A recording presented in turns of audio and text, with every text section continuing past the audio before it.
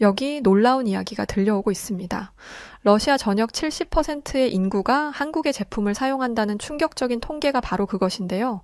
한국의 기업들을 철수시켜버리고 중국 기업들을 들였던 러시아는 다시 한국 기업들을 모셔오라며 난리가 난 상황이라고 합니다. 영하 30에서 40도의 극한 추위에서도 버텨내는 한국의 기술력에 한국이 그립다고 말하는 러시아에 대체 무슨 일이 벌어졌던 건지 오늘 이야기 지금 시작하겠습니다. 러시아 공영방송에서 기자로 있는 안드레이라고 합니다. 모스크바 시내에 자리 잡은 작은 아파트에서 혼자 생활하고 있습니다. 어느 날 제가 회의실에서 들은 한 통계가 모든 것의 시작이었습니다. 러시아 인구의 70%가 한국 제품을 일상적으로 사용한다. 처음엔 설마 그 정도까지 될까? 하고 반신반의했죠. 왜냐하면 제 주변 지인들이 사용하는 전자제품이나 자동차, 식료품 가운데 한국 브랜드가 많은 건 사실이지만 그걸 일일이 통계로 접하니 실감이 나질 않았습니다. 그런데 얼마 지나지 않아 저는 진짜로 궁금증을 느꼈습니다. 대체 왜 이토록 많은 러시아인이 한국 제품을 선호하는 걸까? 단순히 광고 효과나 저렴한 가격 때문일까? 아니면 러시아 상황에 맞춘 특수한 기술력이라도 있는 걸까? 이런 의문이 머릿속을 떠나지 않았고 결국 취재를 시작하기로 마음먹었습니다. 사실 저는 원래 국제부 소속이 아니라 주로 국내 정치 뉴스를 다루는 편이었습니다. 그러나 이번만큼은 사내에서도 안드레이 네가 이 기획을 맡아보면 좋겠다. 러시아 소비자들과 한국 기업 간의 관계를 깊이 살펴보는 특집을 준비해보자 라는 제안을 받았고 그 말에 저도 흔쾌히 응했습니다. 돌이켜보면 저는 어릴 적부터 한글이나 동양 문화에 막연한 흥미를 품고 있었습니다. 유치원 때 처음 본 동양풍 만화책이 그렇게 신기했거든요. 머나먼 나라 이야기 같았는데 어쩐지 매혹적이기도 해서 부모님께 저 글자들은 무엇이에요? 러시아어가 아니잖아요. 하고 물었던 기억이 납니다. 아버지는 안드레이, 저건 한국 글자로 알고 있다 라고 알려주셨는데 그 당시에 한국이라는 나라가 세계 지도상 어디쯤 있는지 전혀 감이 오지 않았죠. 그저 막연히 동쪽 어딘가 시베리아 너머 그 너머에 있을 거라고 상상했던 기억이 생생합니다. 시간이 흘러 제가 기자가 되면서 한국이라는 나라가 생각보다 우리 러시아와 긴밀히 연결되어 있음을 알게 됐습니다. 가장 대표적인 예가 삼성이나 LG 같은 전자제품 회사와 현대기아 같은 자동차 회사였죠. 시내로 나가보면 택시 중 절반 가까이가 현대나 기아 로고를 달고 있고 친구 집에 놀러 가면 고해상도 텔레비전이나 냉난방 겸용 에어컨이 삼성, LG 제품인 일이 흔했습니다. 저 자신도 휴대전화만큼은 한국 브랜드를 꽤 오래 써오고 있었고 화질이 좋다, 잔 고장이 없다라는 평가를 주변에서 많이 들었거든요. 그렇다고 해도 과장되어 보였습니다. 그래서 기사 작성을 위해 본격적으로 자료를 모으기 시작했는데 점차 놀라운 사실을 알게 되었죠. 실제로 여러 설문조사나 시장 보고서에서 러시아인에게 가장 신뢰하는 브랜드를 물으면 한국 기업이 최상위권을 차지한다는 점이 반복적으로 확인되었습니다. 한두 곳이 아니라 여러 기관의 조사 결과가 비슷하게 나오더군요. 아, 이건 단순한 호기심으로 끝낼 문제가 아니구나. 저는 그 순간부터 사명감 같은 것을 느꼈습니다. 이왕이면 제대로 알아봐야겠다고 결심했죠. 왜냐하면 러시아에서 이렇게 높은 호감도를 얻기까지 한국 기업들이 걸어온 길이 궁금했거든요. 비슷한 시기 진출했던 서구권 기업들 중에는 망설임 없이 철수해버린 곳도 많았는데 유독 한국 기업들은 자리를 지켰다는 이야기를 언뜻 들은 적이 있습니다. 그 내용이 사실이라면 그게 또 러시아 소비자들의 마음을 움직인 결정적인 계기일 수도 있겠다고 생각했어요. 취재를 시작하겠다고 결심한 날, 저는 부모님 댁에 들러 이야기를 꺼냈습니다. 어머니, 아버지, 저 이번에 한국 제품과 러시아인의 관계에 대해 기사 준비를 해보려고 하는데 혹시 생각나시는 에피소드 있으세요? 하고 말이죠. 그러자 어머니가 밝게 웃으시며 대답하셨습니다. 엄마는 잘 모르겠지만 예전에 옆집 아주머니가 한국 텔레비전을 바꾼 뒤에 삼성 건 잘 안 망가지더라. 그리고 조금 고장나면 기사도 금방 와주더라 라고 칭찬하곤 했단다. 아버지도 덧붙여 아버지가 가끔 가는 카센터에서도 현대차는 엔진 성능이 꽤 좋다고 하던데 영하 20도 내려가도 시동이 잘 걸리는 게 큰 장점이래. 안드레이, 네가 한번 직접 확인해 보렴이라고 조언해 주셨습니다. 저는 취재에 앞서 1990년대 말 러시아가 겪었던 극심한 경제 위기에 관한 자료를 되짚어보기로 했습니다. 어렴풋이 기억하실 분들도 있겠지만 그 시절 러시아는 국가 부채 상환 유예라는 폭탄 선언을 하며 금융시장이 사실상 마비되었고 수많은 외국 기업들이 빠르게 철수했습니다. 제 선배 기자들은 그 시절에는 현지 가게가 죄다 문을 닫아 텅 빈 거리에 바람만 횡하니 불었지라고 표현하곤 합니다. 하지만 제가 수집한 기사와 인터뷰를 종합해보니 신기하게도 끝까지 자리를 지킨 기업들이 있었다고 하더군요. 그중에는 한국에서 온 삼성전자나 LG전자 같은 전자회사와 현대기아 같은 자동차 회사가 유독 눈에 띄었습니다. 이들은 판매량이 뚝 떨어졌음에도 현지 법인과 유통망을 정리하지 않고 오히려 이 고비가 지나면 러시아는 다시 큰 시장이 될 것이다 라는 믿음을 버리지 않았다는 것입니다. 저는 그 믿음의 근거가 무엇이었는지가 궁금했습니다. 그래서 사내 전산망에 남아있는 옛날 기사들을 하나하나 뒤적였습니다. 당시 한국 기업들은 해외 시장 선택지가 풍족하지 않았고 어디로 가도 마찬가지로 어려운 시기였으니 오히려 러시아에 남아서 회복을 기다렸다라는 해석도 있었고 딜러사와 맺었던 계약 관계 때문에 쉽게 발을 뺄 수 없었다라는 분석도 보였습니다. 그러나 한 가지 확실한 건 이들이 어렵다는 이유만으로 서둘러 떠나지 않았다는 사실입니다. 책상 앞에서 자료만 들여다보고 있을 순 없다고 생각한 저는 오래전부터 러시아 유통업계에 몸담아왔다는 이반이라는 분을 어렵사리 섭외했습니다. 이반은 모스크바 외곽 소규모 물류창고의 운영자였고 예전엔 여러 전자제품을 도매로 받아 유통하던 일을 했다더군요.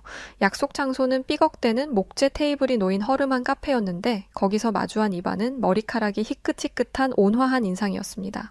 안드레이 기자님, 제가 아는 범위 내에서 말씀드릴게요. 이반은 뜨거운 차를 한 모금 마신 뒤 차분히 이야기했습니다. 그 시절 여기저기서 파산이 일어났습니다. 현지 딜러들이 외상으로 물건을 떼어갔는데 막상 러시아 경기가 추락하니 돈을 갚을 방법이 없었죠. 대부분의 외국 기업들은 망하기 전에 당장 떠나자 하고 떠나버렸습니다. 그때 한국 기업 일부가 끝까지 남아 빚을 조금씩 받아내거나 그게 어려우면 담보를 받아서라도 현지 업체가 다시 일어설 기회를 주었다고 들었습니다. 그 대표적인 사례가 삼성과 비스트 사이의 건물 문제였죠.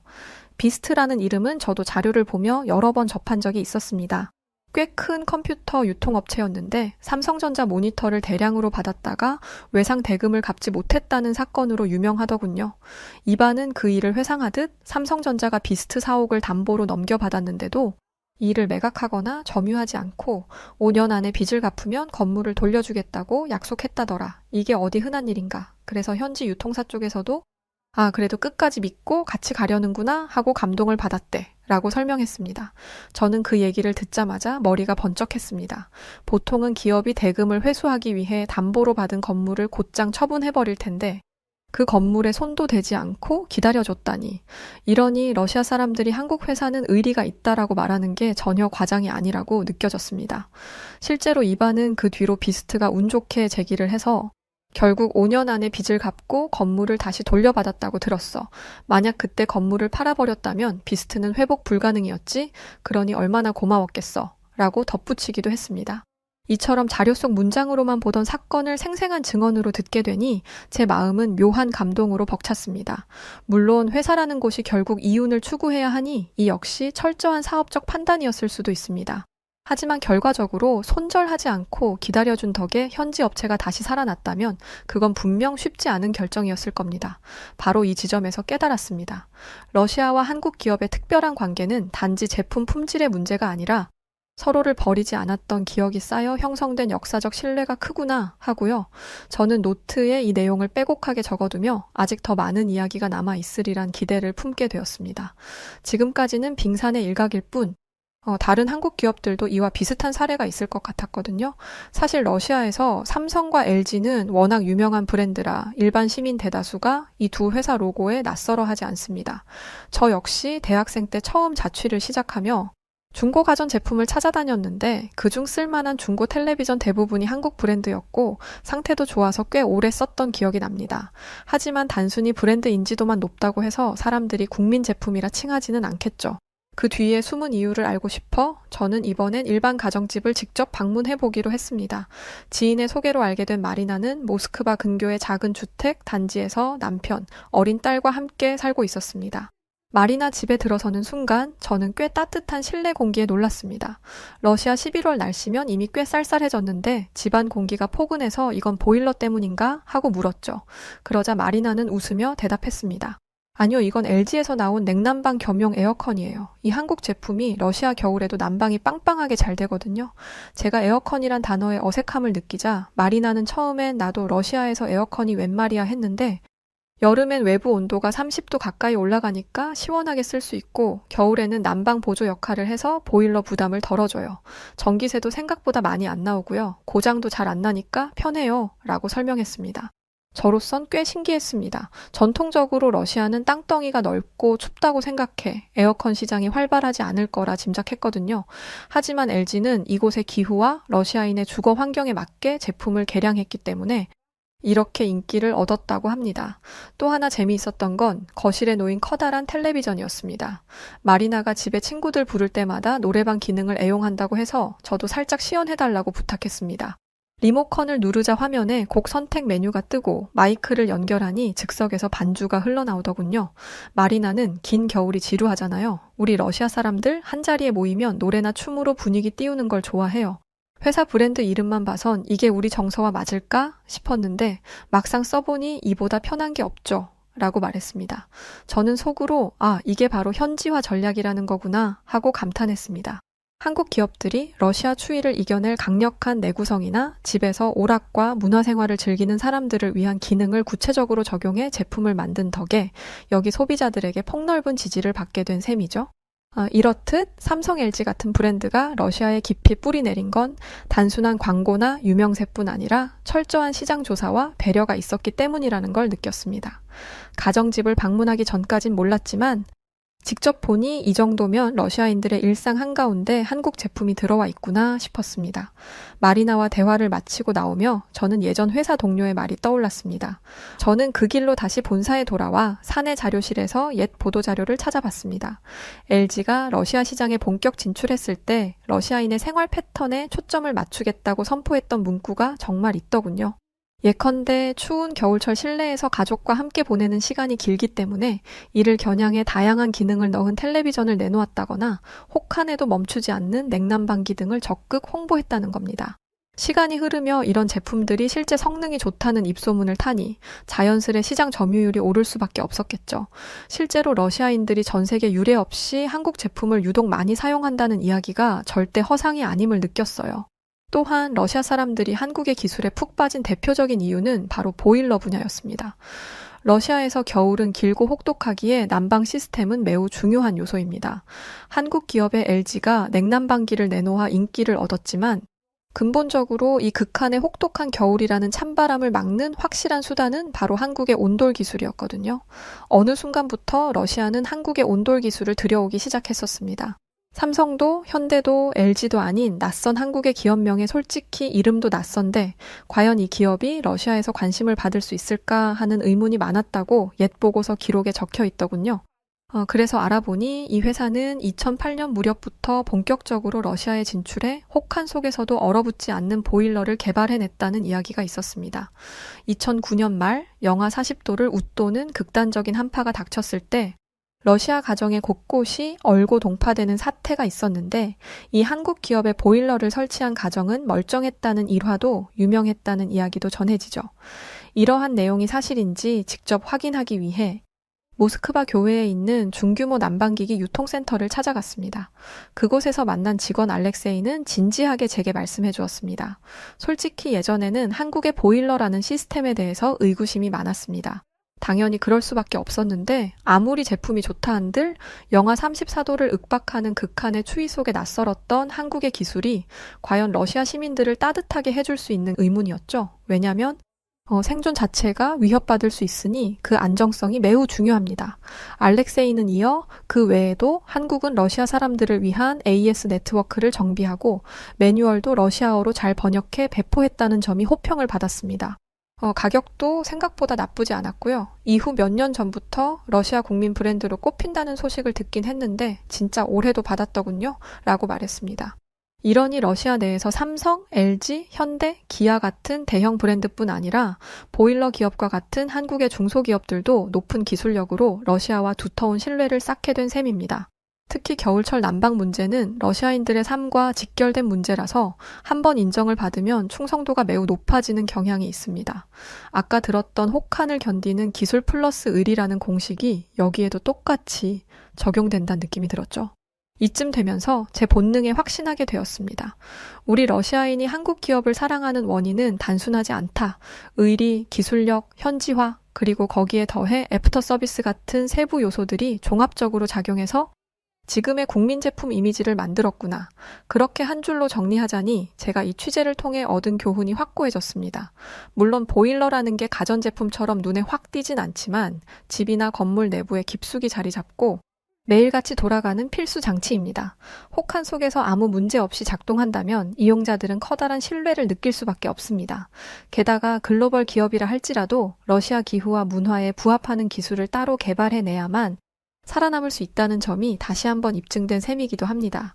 그리고 자동차 이야기를 빼놓을 수 없습니다. 러시아 길을 조금만 돌아봐도 택시로 쓰이는 차량 중에서 현대나 기아 로고를 단 차를 정말 많이 발견하게 됩니다. 지인에게 물어보면 대부분 가격 대비 성능이 뛰어나고 영하 몇십 도에서도 시동 잘 걸리는 게 장점이라고 말하죠. 그 이유를 좀 더 깊이 파고들기 위해 저는 택시기사분들의 생생한 목소리를 들어보기로 했습니다. 몇 달 전부터 자주 이용하는 택시 앱에서 현대차를 모는 세르게이라는 기사와 우연히 여러 번 매칭되어서 어느 날 조금 한가한 시간대에 세르게이와 좀 길게 대화를 나눠보았습니다. 제가 조수석에 앉자마자 세르게이는 환한 표정으로 안드레이 또 만났군요. 오늘도 취재 가세요? 하고 반갑게 맞아주었습니다. 그가 모는 차는 은색 현대차 소형 세단이었는데 시동 소리가 굉장히 부드러웠습니다. 제가 혹시 왜 이 차를 선택하셨는지 구체적으로 듣고 싶어요 라고 물었더니 세르게이는 웃으며 대답했습니다. 일단 연비가 나쁘지 않고 추위에 잘 견디니까 택시 기사로서는 매우 이점이 큽니다. 또 앞서 한번 고장 난 적이 있었는데 부품 구하기도 쉽고 정비소에서도 바로 손봐줬습니다. 결과적으로 이 차를 선택한 건 운행 효율이 좋아서예요. 조금 더 파고들어 러시아 사람이 현대 기아를 선호하는 건 언제부터 이렇게 강해졌을까요? 하고 질문했더니 세르게이는 난감한 표정을 지으며 정확한 계기는 잘 모르겠지만 주변 기사들 얘기를 종합해보면 1990년대 말 경제 위기 때도 한국 자동차 회사들은 여기서 공장을 계속 운영했답니다. 그래서 우리 쪽에서는 저들은 쉽게 떠나지 않겠구나 라는 신뢰가 생겼다고들 해요 라고 답하더군요. 그 말에 저는 다시 한번 역시 뿌리는 1990년대 후반의 위기에서부터 시작됐구나 하고 깨달았습니다. 자동차 시장도 크게 다르지 않았던 겁니다. 당시엔 러시아 국영 자동차 회사 외에 다른 해외 브랜드들이 속속 철수했는데 현대 기아는 오히려 투자와 생산을 이어갔다는 기록이 곳곳에 남아 있었죠. 세르게이는 물론 다른 나라 차도 좋겠지만 이미 우리 삶에 깊이 들어온 이 브랜드들을 굳이 바꿀 이유가 없어요. 가격도 합리적이고 중고로 처분하기도 쉽고요. 무엇보다 겨울철 안정성이 제일 중요한 포인트예요. 라고 덧붙였습니다. 며칠 뒤에는 기아차로 택시를 운영하는 이고르라는 기사도 취재했습니다. 이고르는 차를 사실 때 테스트 주행을 몇 번 해봤는데 러시아 도로 특유의 거친 노면과 눈길에서 안정감이 좋았습니다. 그래서 지금까지 기아만 2대째 타고 있어요. 그리고 뭔가 문제가 생기면 서비스 센터가 여기저기 있어서 쉽게 지원받을 수 있으니 안심됩니다. 라고 말했습니다. 이렇게 여러 사람의 목소리를 모아보니 현대 기아가 러시아 택시 시장에서 압도적인 점유율을 자랑하는 이유를 조금씩 알게 됐습니다. 적절한 가격, 겨울철 강한 내구성, 광범위한 서비스 센터 네트워크, 그리고 위기 때의 의리가 합쳐지면서 러시아 소비자들은 이 브랜드에 대한 충성도를 단단히 키워왔던 것이죠. 물론 저도 예전부터 길에서 현대기아 로고를 달고 달리는 택시들을 보며 한국 자동차가 인기 많다더니 정말 그러네 하고 막연히 생각하긴 했습니다. 하지만 이번 취재를 통해 구체적인 근거와 사람들의 생생한 이야기를 듣고 나니 단순한 유행이나 광고 때문에 만들어진 인기가 아니라는 걸 절감했습니다. 그런데 러시아에 아주 큰 문제가 발생하기 시작했어요. 바로 우리 러시아에서 현대차가 철수하게 된 것이었죠. 러시아 제2의 도시 상트페테르부르크의 현대차 공장은 축구장 270배의 면적으로 연간 23만 대의 자동차 생산 능력을 갖춘 곳이었습니다. 그런데 우크라이나 전쟁 발발 직후 부품 조달이 끊기면서 사실상 공장 가동을 멈추게 되었고 고작 한국 돈 14만 5천 원에 러시아 현지 업체에 매각했죠. 이토록 사랑받는 한국의 기업이 한국 돈 14만 5천 원에 매각된다니 이게 말이 되는 일인가요? 현대는 전쟁으로 부품 조달이 어려워서 상반기 손실액만 2,200억이었다고 합니다. 그런데 우리 러시아 정부는 한국 기업의 손실액과 문제는 이야기도 하지 않고 무조건 공장을 가동하라며 압박을 주었다고 해요. 이 때문에 결국 현대차는 철수를 결정했고 이 말도 안 되는 일이 벌어졌다는 겁니다. 그러던 중 러시아 시장에 새로운 바람이 불기 시작했습니다. 대규모 물량으로 수입된 중국산 자동차들이 도로 위를 장악해가는 모습이 포착되었던 것이죠. 현재 상황을 살펴보니 한국 대신 중국 브랜드를 들여오는 추세가 두드러졌고 실제로 작년에만 중국에서 들여온 차량이 수십만 대를 넘었다더군요. 중국의 품질도 과거보다 나아졌다고 하고 가격 경쟁력도 상당하니 러시아 사람들도 호기심을 갖는 분위기였습니다. 뭔가 잘못되고 있다는 기분이 몸속 깊숙하게 들더군요.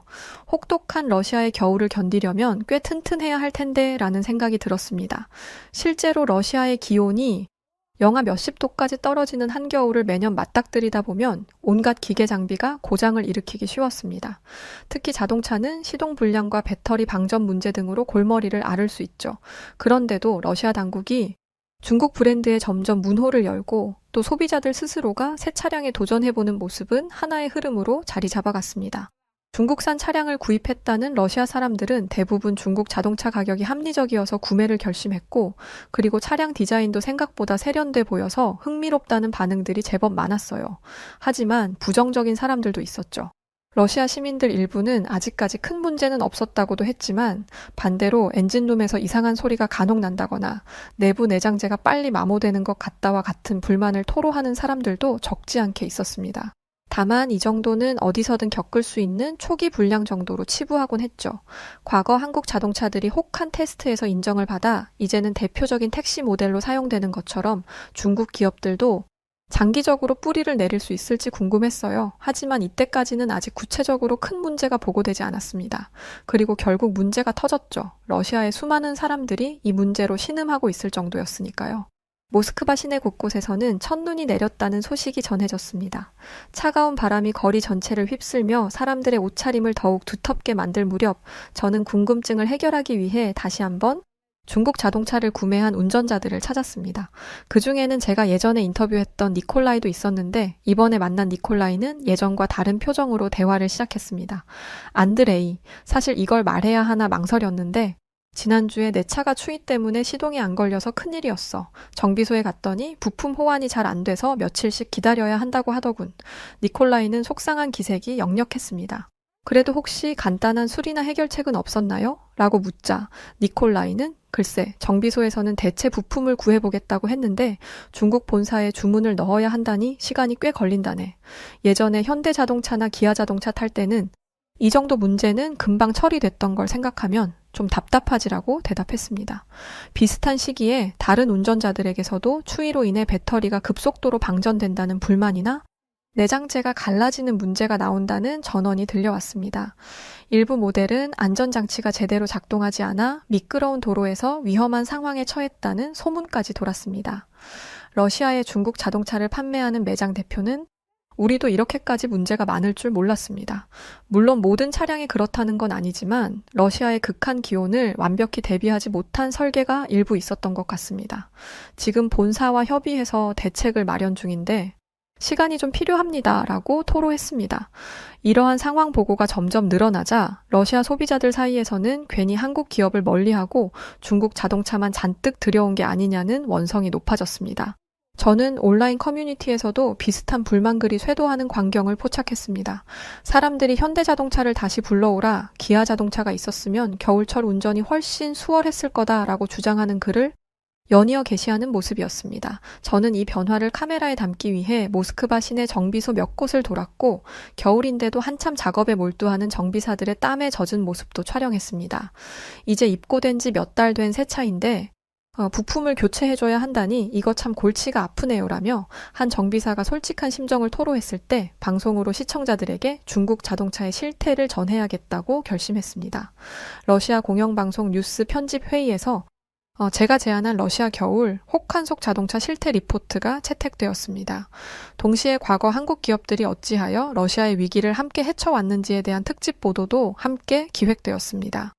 편집국장은 요즘 중국 자동차 문제를 다룰 때 자연스럽게 예전 현대자동차나 기아자동차 이야기가 수면 위로 떠오르니 그 부분도 함께 묶어서 시청자들에게 보여주면 좋겠군이라고 말했습니다.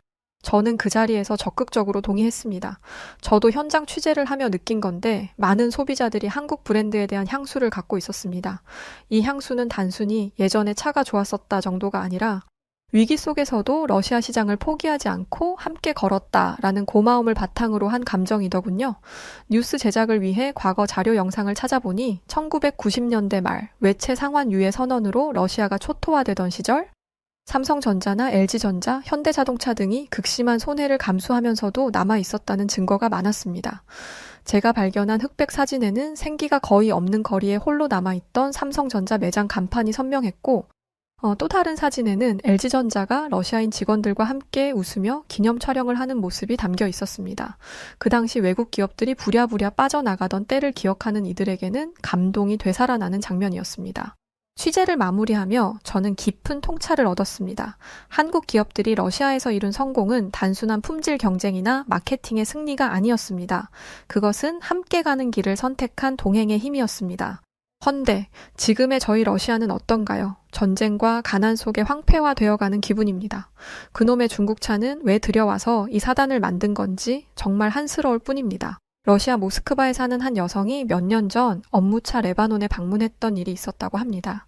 그녀는 한국인 파병군에게 큰 도움을 받아 목숨을 구할 수 있었고, 최근 자신의 국가에 파병된 북한 군대를 보고는 러시아를 결국 떠나기로 마음먹게 되었다고 하는데요.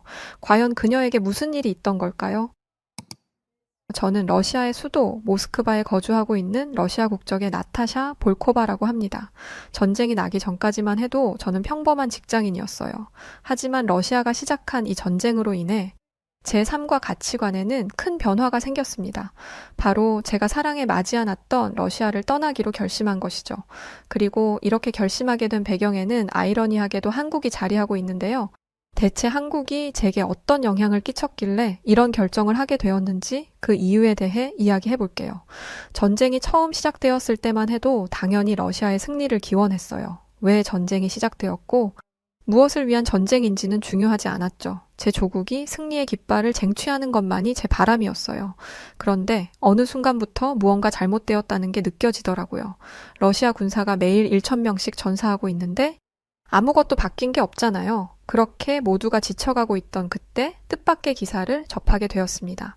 바로 북한이라는 나라가 러시아 군대에 합류하였다는 기사였어요. 그런데 심지어 그 군인들이 탈영을 했다고 하더라고요. 제목만으로도 너무 흥미롭잖아요.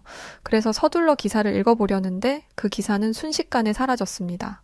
북한군, 러시아 파병이라는 키워드로 아무리 검색을 해도 기사 하나 찾아볼 수 없더라고요. 제가 한번 물면 안 놓는 기질이 있어서 네가 이기나 내가 이기나 한번 해보자 라는 마음으로 북한 인터넷 사이트로 들어가 보려 했습니다. 그런데 북한은 인터넷 사이트조차 없더라고요. 뭐 있는 건지 없는 건지 사실 잘 모르겠어요. 아예 접촉 자체가 불가능해 보였어요. 아마존 오지에 있는 부족 마을도 아니고 인터넷 사이트 하나 없는 게 말이 안 되잖아요. 북한이 러시아처럼 폐쇄적이라는 걸 알고는 있기는 했지만 그래도 어느 정도 대외적으로 구색은 갖춘 나라라고 생각은 했었거든요. 저는 당혹감을 겨우 가라앉히고 또 다른 방법을 찾았습니다. 그래서 생각해낸 게 한국 포털 사이트에서 검색을 해보는 것이었어요. 아무래도 북한과 가장 밀접했던 나라기도 했고 한국이라면 이 소식에 대해서 다루고 있지 않을까 싶어서였죠. 그래서 네이버라는 한국의 포털 사이트로 들어갔습니다. 아니, 들어가려고 했습니다. 접근할 수 없는 페이지입니다. 라는 경고 문구가 뜨기 전까지만 해도 말이죠. 제가 주소를 잘못 쳤나 해서 찾아봤더니 그것도 아니길래 폴란드에 사는 친구에게 찾아봐달라고 물어봤습니다. 그랬더니 그 친구에게는 아무 문제 없이 한국 사이트가 열린다는 연락을 받았어요. 이때부터 싸한 느낌이 들더라고요. 러시아가 북한과 한국 이들 사이에서 무언가 숨기는 것이 있다는 느낌을 지울 수가 없었죠. 인터넷에는 VPN이라는 게 있는데 이걸 사용하면 러시아에 있는 제가 폴란드에 있는 인터넷 회선을 사용할 수 있습니다. 그러니까 폴란드에 있는 사람처럼 인터넷을 쓸 수 있는 거죠. 그래서 한국 포털 사이트에 들어가 북한, 러시아 파병이라는 키워드로 검색을 해보았습니다. 검색을 통해 본 내용은 가히 충격적이었어요. 러시아가 북한군의 도움을 받기로 시작했다는 것이었죠. 저는 북한이 어떤 나라인지를 어느 정도 알고 있었습니다. 국가에 대한 애정이 큰 만큼 러시아와 정치적으로 결탁한 나라에 대해 관심을 조금은 가지고 있었거든요. 그런데 저는 북한을 좋아하지 않아요. 솔직히 별 도움이 안 되는 나라라고 생각하고 있습니다.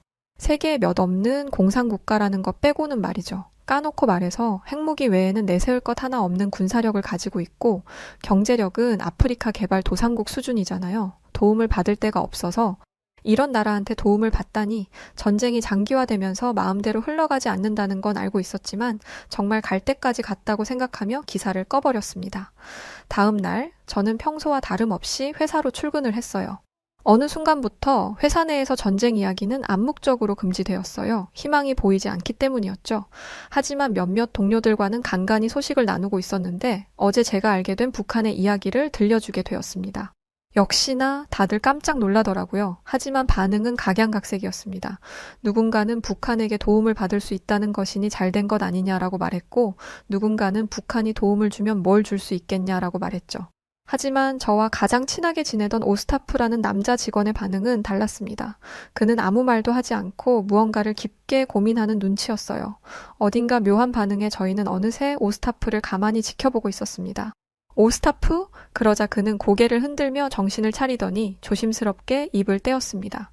솔직히 나는 좀 걱정되네요. 북한이 개입하게 된 이 상황도, 이 전쟁에 개입하게 된 북한 군인들도. 저는 오스타프가 북한을 옹호한다는 생각에 놀랐습니다. 저는 북한이라는 국가에 대해 안 좋은 감정을 가지고 있었거든요. 그런데 그런 게 아니었습니다. 사실 저희 할아버지가 한국 분이세요. 알고 보니 오스타프는 러시아, 한국 혼혈이었습니다. 러시아에서 태어났길래 전혀 몰랐어요.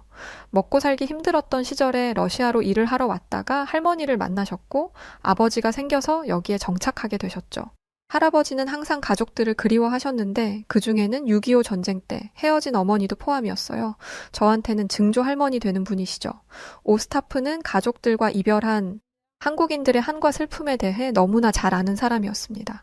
그래서 북한에 있는 사람들이 얼마나 치열하고 힘든 삶을 살고 있는지 관심을 가지고 있었어요. 그래서 북한 군인들이 러시아로 파병을 왔고 도망을 쳤다는 이야기를 들었을 때 많은 생각을 하게 된 것이었죠. 북한에서 아무것도 먹지 못해 굶어 죽을 바에야 러시아로 나와 뭐라도 해보자 결심했을 그 마음을 말이에요.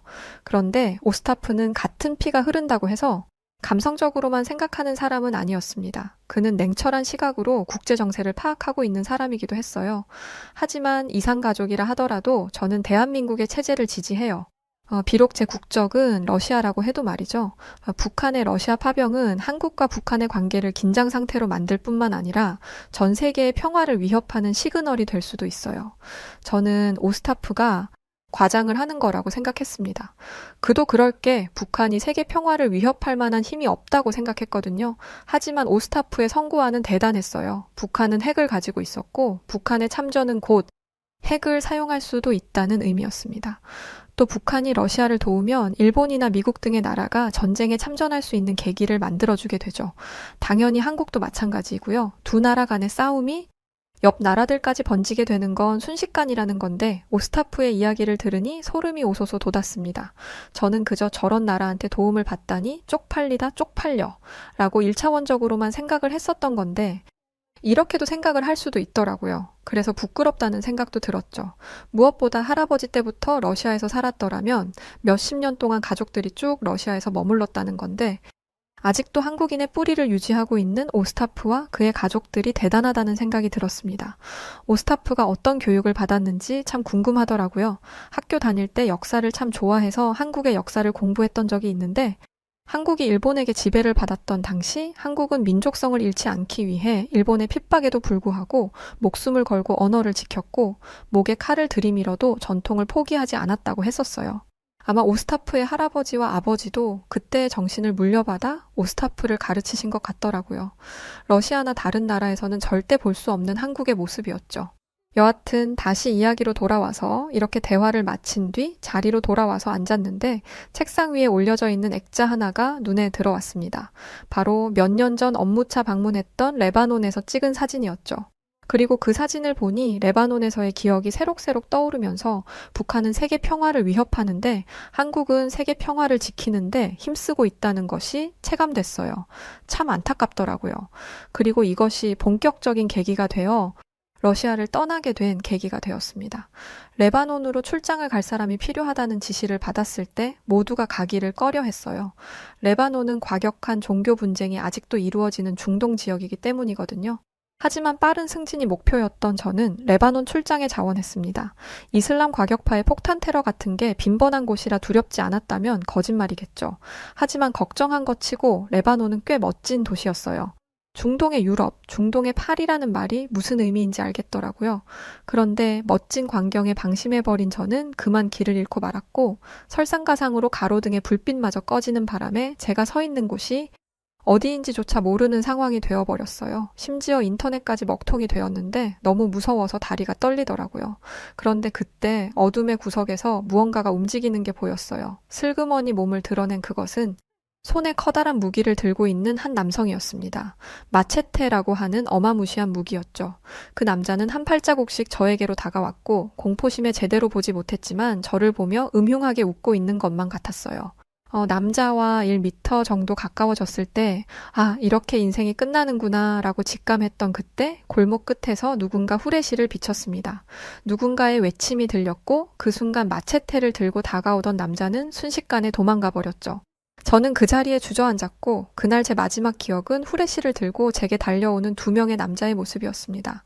다음 날 저는 개운하게 눈을 떴어요. 눈을 뜨고 나서야 전날 제게 있었던 일이 떠오르더라고요. 그런데 전날 그런 끔찍한 공포에 시달렸다는 게 믿기지 않을 정도로 제가 있는 곳은 화사하고 깨끗했습니다. 저는 군대 의무실 같은 곳에서 일어났는데 침대는 정갈했고 제가 덮은 이불은 포근하니 좋은 냄새가 나고 있었어요. 창을 통해 들어오는 햇빛도 따스하니 기분이 좋았죠. 저는 침대에서 내려오며 이런 생각을 할 정도였습니다.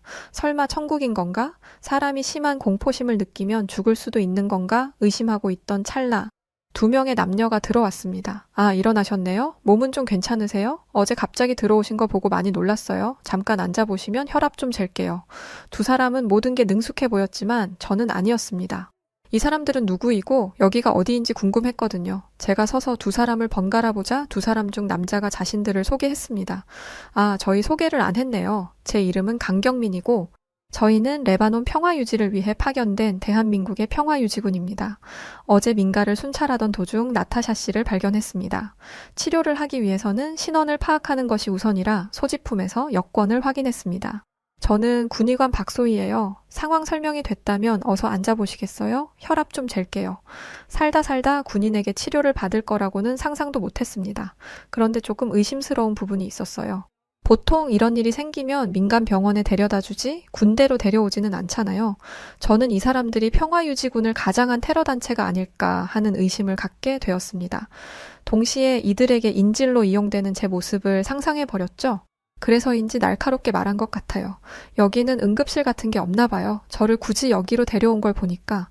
있기는 합니다만 인프라가 잘 갖추어지지 않은 곳이다 보니 나타샤 씨가 발견된 곳에서 가기엔 멀리 있습니다.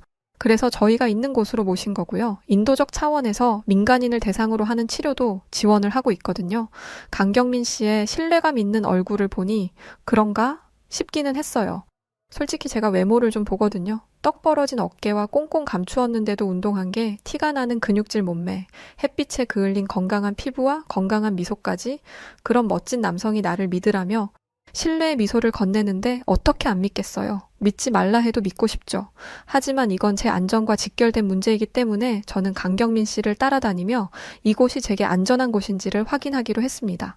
거울에 비친 제 얼굴을 열심히 정돈하면서 말이죠. 그런데 박소희 씨가 영 도움이 안 되더라고요. 혈압에도 이상이 없고 열도 안 나고 다 정상이시네요. 어제 입국했다고 하셨죠? 긴 비행 때문에 피로가 쌓였는데 놀라기까지 했으니 몸이 버티지 못한 거예요. 본격적인 일정 시작하시기 전에 푹 쉬시면 별 문제 없을 거예요. 저는 입가에 경련이 나도록 웃으면서 말했습니다. 아닐걸요? 저 약간 어지러운 것 같기도 하고 하지만 친절한 박소희 씨는 단호하게 대답했어요. 가서 푹 쉬시면 나을 거예요. 나가는 길은 안내해 드릴게요. 자, 어서 가시죠. 민간인을 위해서 개방된 곳이기는 했지만 민간인만을 위한 곳은 아니니 이용에 제한이 있을 거라는 건 알면서도 아쉽더라고요. 저는 저를 향해 손을 흔드는 강경민 씨를 아련하게 바라보며 대한민국의 기지를 떠나야만 했습니다. 그런데 첫날 밤에 은인들과의 2번째 만남은 얼마 지나지 않아 이루어졌어요.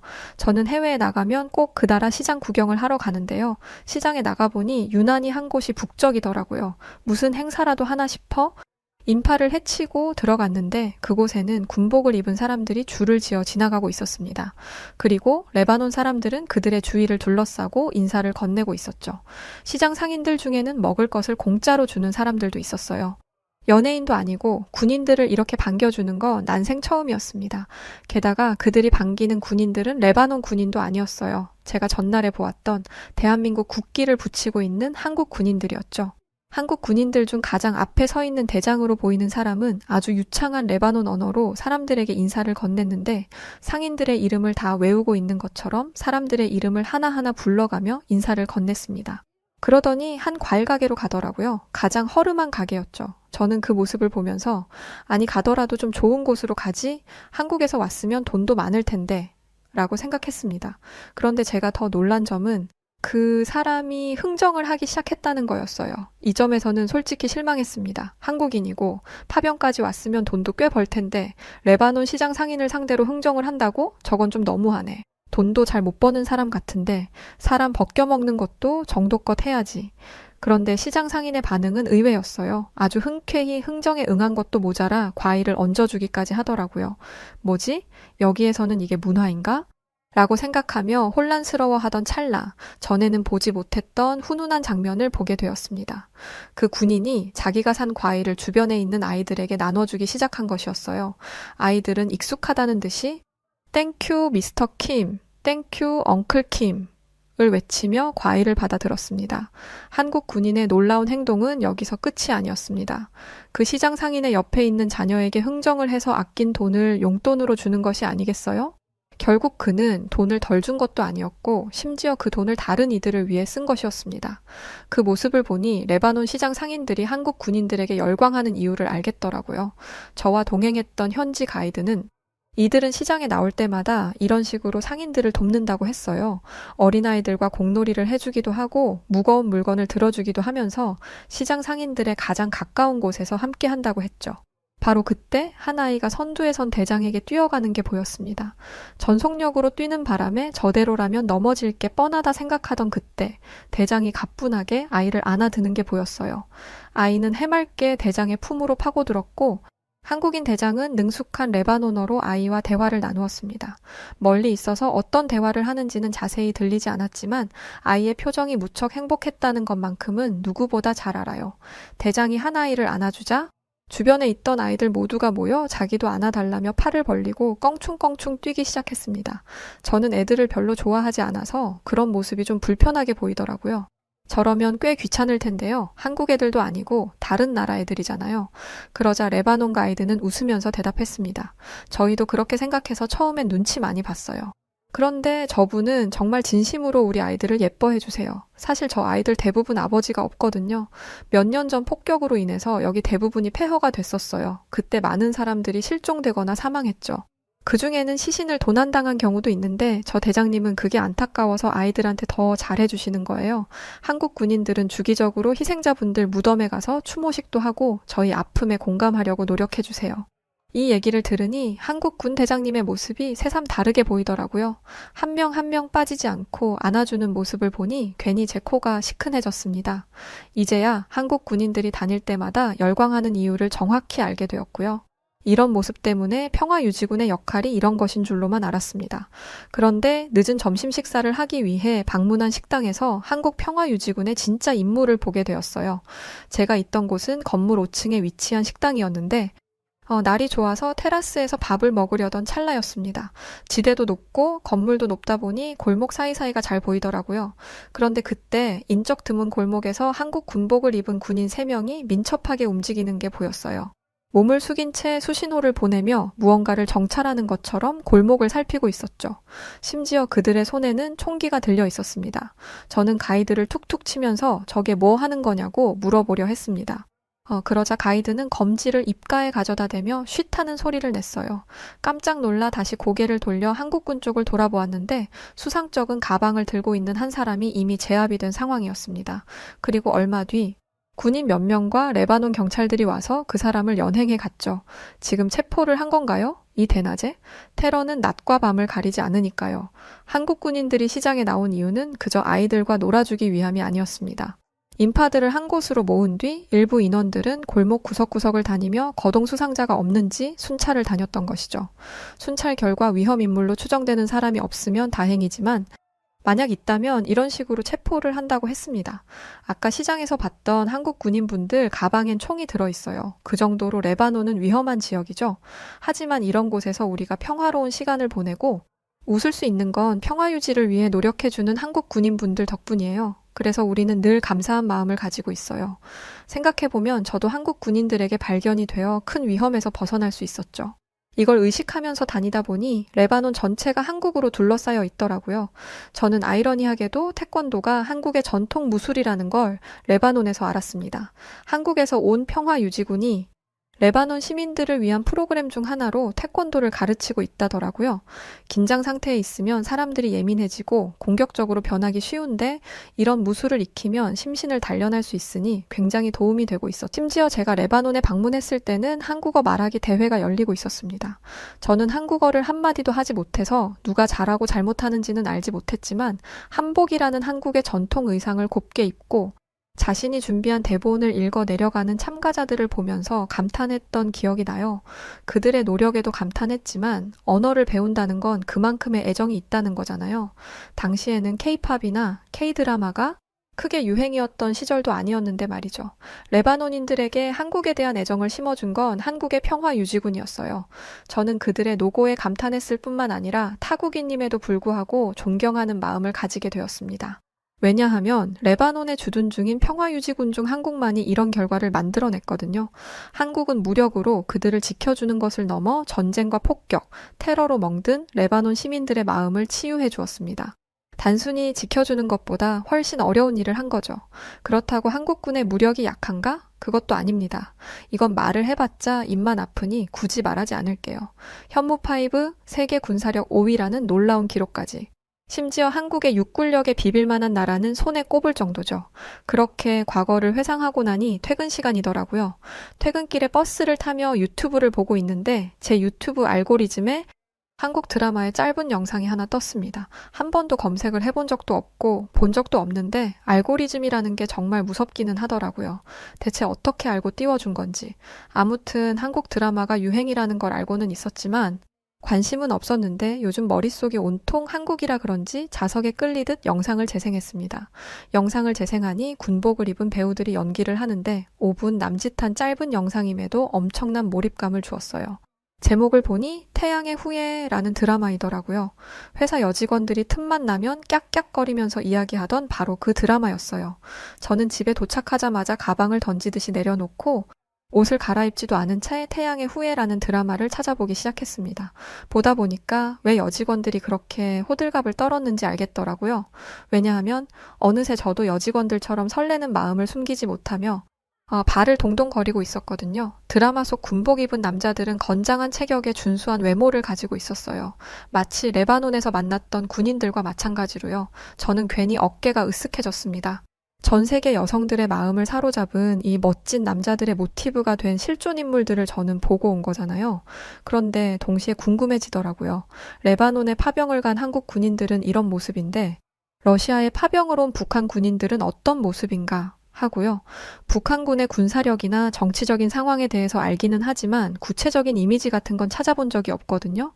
이런 걸 직접 찾아봐야 볼 수 있다는 것도 좀 웃기긴 하지만요. 역시나 러시아 인터넷으로 검색을 하니 안 나오길래 VPN을 이용해서 북한 군인이라고 검색을 해봤습니다. 검색을 하자마자 탄성이 나왔어요. 이걸 군인이라고 해도 괜찮은 건가 싶더라고요. 깡마른 몸에 맞지도 않은 군복, 군복을 물려 입기라도 하는 건지 낡아서 해진 것처럼 보이는 소매단, 영양 상태도 부실해 보였고 한국 군인들에 비하면 초등학생과 다름없어 보였습니다. 저는 아무래도 북한이 못 살기도 하고 일부러 누군가가 악의적으로 이런 사진을 올렸을 거라고 생각했어요. 솔직히 이건 좀 너무하잖아요. 과장을 해도 적당히 해야 믿죠. 그래서 찾은 게 남북 군사분계선 사진이었어요. 그곳은 남북 고위급 인사들의 회담이 열리는 곳이기 때문에 가장 우수한 인재들을 선발해서 배치한다고 하더라고요. 군인들의 키, 외모 등등 보이는 것들을 종합적으로 평가하고 북측, 남측 군인들을 마주보고 세워두는데 내가 본 게 전부가 맞구나 싶었습니다. 북한도 나름대로 고르고 골라서 보낸 군인일 텐데 한국 군인들 옆에 세워두니 초등학생들 같아 보였어요. 군복은 얼마나 촌스러운지 세기말 디자인 같더라고요. 반면에 한국 군인들은 미군들 옆에 서도 꿀리지 않았습니다. 차별적인 발언은 절대 아니고 어쩔 수 없는 차이를 이야기하는 건데요. 어쨌든 아시아는 상대적으로 몸집이 작은 편이기는 하잖아요. 그런데 한국인들은 아니더라고요. 아시안들 중에 가장 큰 사람들을 꼽으라면 한국인들인 것 같아요. 아니, 유럽인들 사이에 끼워놔도 한국인들은 장신인 편이었습니다. 미군들 옆에 있어도 더 크거나 훤칠했거든요. 한국 군인들은 누가 봐도 운동을 오래 한 것처럼 어깨는 떡 벌어져 있었고, 북한 군인들 정도야 양손으로 한 명씩 둘러엎고 스쿼트를 할 수 있을 것 같아 보였습니다. 조금 부피가 큰 덤벨 정도인 거죠. 만약 북한이 파병을 보냈다면 아무리 고르고 골라도 이 정도 수준일 거예요. 러시아가 기다리고 기다리던 우리에게 도움을 줄 존재들이 겨우 이 정도 수준인 거죠. 저는 북한군에게 측은한 마음마저 들기 시작했습니다. 이들이 뭘 할 수 있겠어요? 러시아는 현재 보병 전술 위주로 전쟁을 하고 있어요. 그러니까 러시아에게 있어서 북한군은 총알바디, 그 이상도 이하도 아닌 거죠. 이걸 알고 나니 러시아라는 나라를 더 이상 사랑할 수가 없더라고요. 누군가는 평화를 위해 싸우지만 누군가는 침략하기 위해 싸우는 모습을 보며 참 많은 것을 느꼈거든요. 무엇보다 러시아나 북한의 군사력은 빼앗기 위해 발전한 것이지만 한국은 지키기 위해 발전한 것임을 알게 되었습니다. 이게 바로 인간이 추구해야 하는 바가 아닐까요? 저는 이런 비극이 어서 끝나기만을 바랄 뿐입니다.